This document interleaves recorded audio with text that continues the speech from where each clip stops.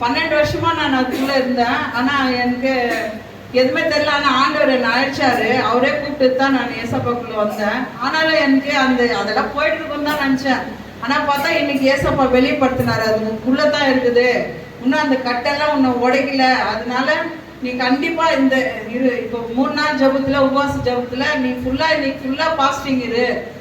ஒரு எண்ணெய் தண்ணி கொடுத்தாரு பாஸ்டர், அது ஒண்டிதான் குடிச்சுன்னு இருந்தேன். ஜபிச்சுன்னு ரூம்ல உட்காந்து ப்ரேயர் பண்ணின்னு அவர் சொன்ன வசனத்தெல்லாம் நான் தியானம் பண்ணின்னு படிச்சுன்னு இருந்தேன். எனக்குள்ள ஒரு மாற்றம் வருது. ஆனா இந்த கட்டெல்லாம் ஆண்டவர் கண்டிப்பா என்னை உடைச்சிட்டாருன்னு நான் நம்புறேன், விசுவாசத்தோட இருக்கிறேன். ஏசப்பாக்கு ரொம்ப நன்றி சொல்றேன்.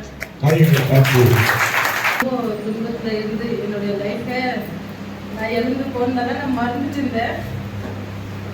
ஆனா இன்னைக்கு பாஸ்டர் தலைவர் கை வச்சு ரொம்பவே எழுந்திருக்கிற நிறைய காரியம் அப்படின்னு சொல்லும்போது நான் கண்ணை மூடினே இருக்கும்போது நான் என்னென்ன எழுந்திருக்கு ஒரு நிமிஷம் என் கண் முன்னாடி வந்து போச்சு.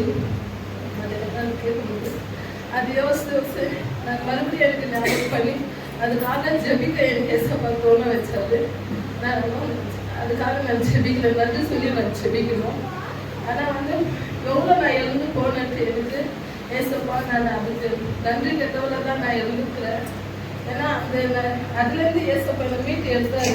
ஏன்னா ஒரு காரியமும் எனக்கு நல்ல சோகத்துக்கு எத்தனையோ ஒரு தந்தவ முயற்சி பண்ணியிருக்கேன். ஆனாலும் அதுலேயும் ஏசப்பா எனக்கு தூக்கி எடுத்து அதுக்கெல்லாம் நான் எதுக்குமே நன்றி சொல்லி நான் செவிக்கல.